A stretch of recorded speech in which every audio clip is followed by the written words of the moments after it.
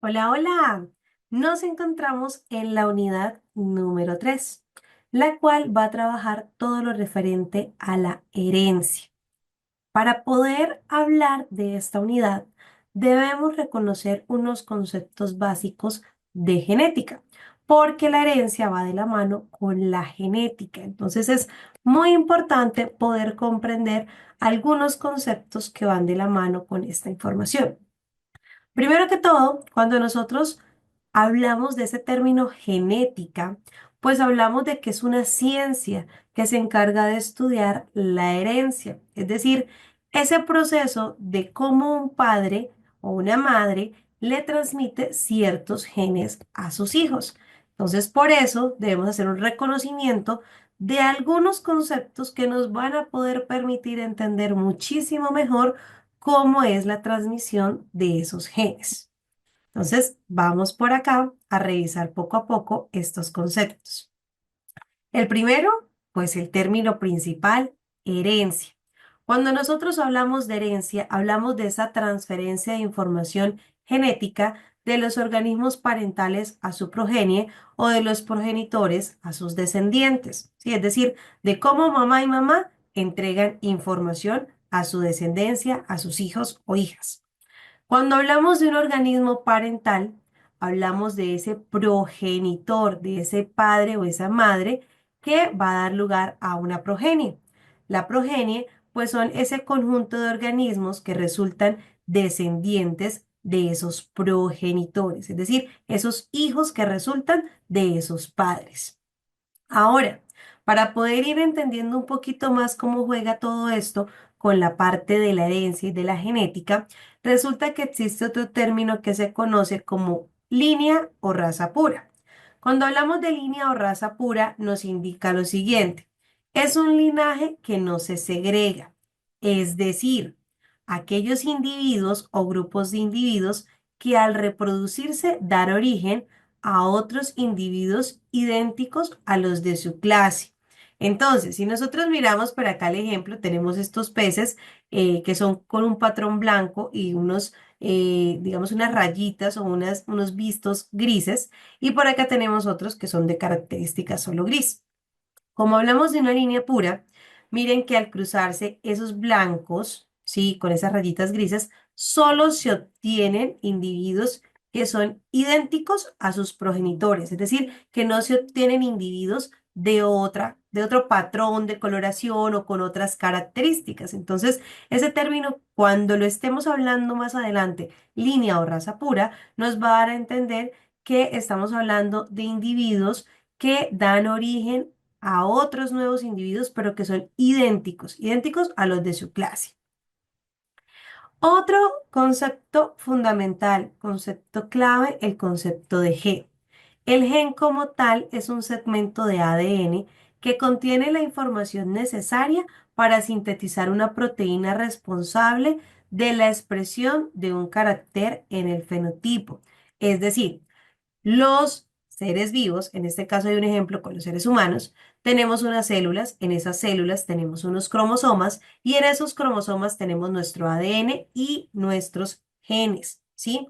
En nuestros genes hay una información particular que cuando se expresa físicamente, pues va a dar lugar a esas características que nosotros tenemos. Más adelante va a ser una ampliación de ese concepto físico, cómo se denomina. ¿Sí? Pero acá es importante entender que cuando hablamos de un gen, hablamos de ese segmento de ADN que nosotros tenemos en nuestras células y que codifica como tal proteínas para poder dar lugar a los patrones físicos que nosotros expresamos. Otro concepto importante son los alelos. Los alelos tienen una función bastante importante y bastante relevante. Resulta que los alelos como tal, nos dicen por acá lo siguiente. Dice, una de las formas alternativas de un gen. Los alelos se denominan con letras mayúsculas o minúsculas. ¿Qué es lo que pasa? Resulta que los genes existen en diferentes variedades. Entonces, los alelos son esas variedades o formas en cómo se pueden expresar nuestros genes. Si nosotros miramos, dice cromosoma alelo 1 y tenemos una letra B mayúscula.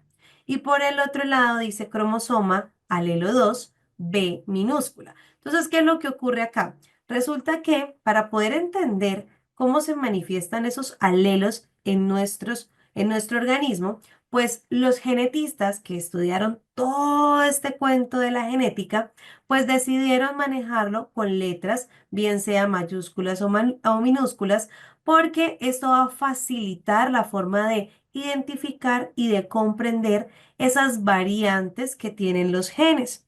Entonces resulta que ellos decidieron pues darle, digamos que esta representación o esta categoría con letras para que su comprensión fuera muchísimo más fácil. Más adelante nos vamos a dar cuenta de por qué está la B mayúscula y por qué está la B minúscula, porque esa es la forma en cómo va a variar el gen. Entonces vamos a comprender por qué se designaron estas letras. Viene lo que corresponde a dominante y recesivo. Cuando nosotros hablamos de dominante, pues vamos a hablar de eso que predomina, de eso que se manifiesta, digamos, en una mayor proporción. Entonces, el texto como tal nos dice, además de estar en el genotipo, se expresa como un fenotipo en el organismo sobre el recesivo. Por lo tanto, este tendrá mayores posibilidades de manifestarse y se denomina con letras mayúsculas. Entonces vuelvo a lo mismo.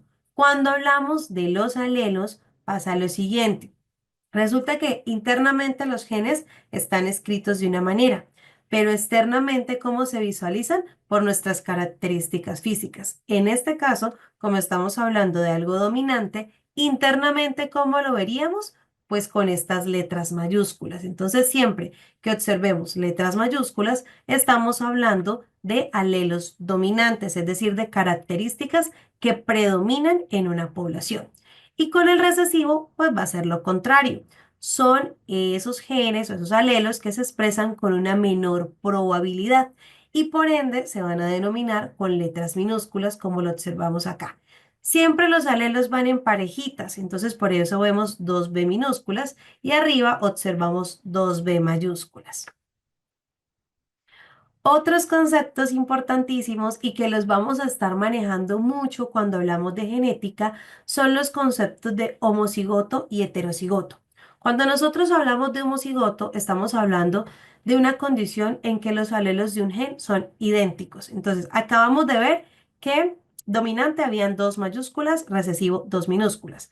Los alelos son idénticos. ¿Por qué razón? Porque las dos letras son iguales. Entonces, cuando hablamos del término homocigoto, vamos a encontrar homocigoto dominante, las dos letras mayúsculas, y homocigoto recesivo, las dos letras minúsculas.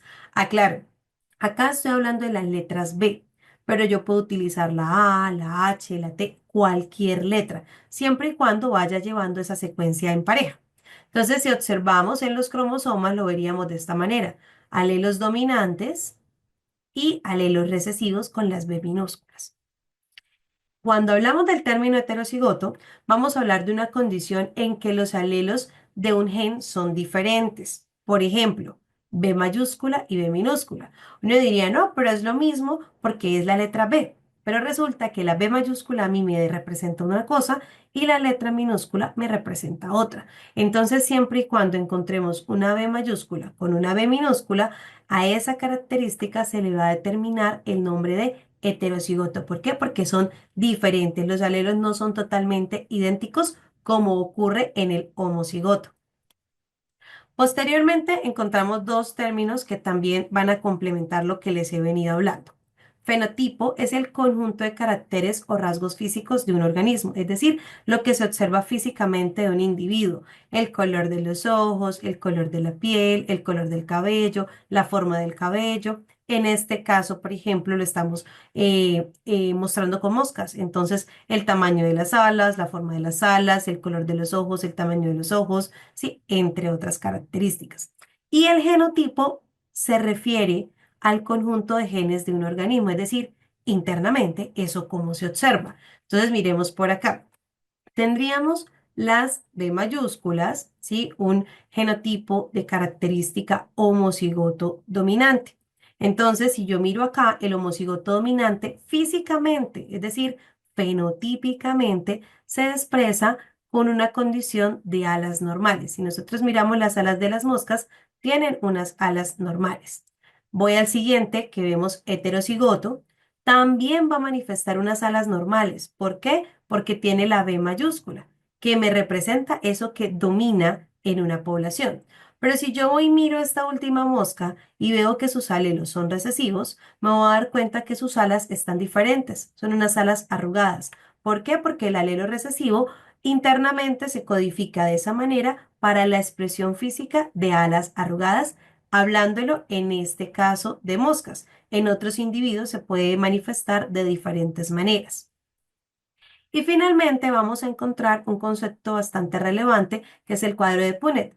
Este cuadro de Punnett es una herramienta visual que es utilizada en genética para poder predecir las combinaciones de esos alelos que pueden resultar de un cruce de dos organismos. Nos va a permitir visualizar esas posibles combinaciones en los descendientes y también calcular la probabilidad de que cada genotipo o fenotipo pueda ocurrir. Entonces, ¿qué es lo que pasa acá? Resulta que, pues, nosotros tenemos alelos o recibimos alelos tanto de la madre como del padre, ¿cierto? Es decir, tanto de mamá como de papá. Entonces, esos alelos deben ser ubicados en este cuadro de Punnett. Acá tenemos el cuadro, lo dividimos en 4 casillas. Por este lado se ubican los alelos de la madre, que serían las letras B mayúscula. Si nosotros miramos, la característica que estamos manejando física es el color de los ojos. En este caso estamos hablando de que el color de ojos café es dominante. Tenemos 2 letras mayúsculas para eso. Ahora, los alelos del padre se ubican en la parte superior. Son 2 letras minúsculas para una característica de color de ojos azules, lo que significa que el color de ojos azules se expresa en una menor proporción. Cuando vamos a realizar esto, que es hacer el cruce como tal de esos alelos, vamos a obtener lo siguiente. Cruzamos la letra B mayúscula por la B minúscula que está en la parte superior y lo ubicamos en esta casilla. B mayúscula, B minúscula. Siguiente, B mayúscula por B minúscula. Continuamos B mayúscula por B minúscula y B mayúscula por B minúscula.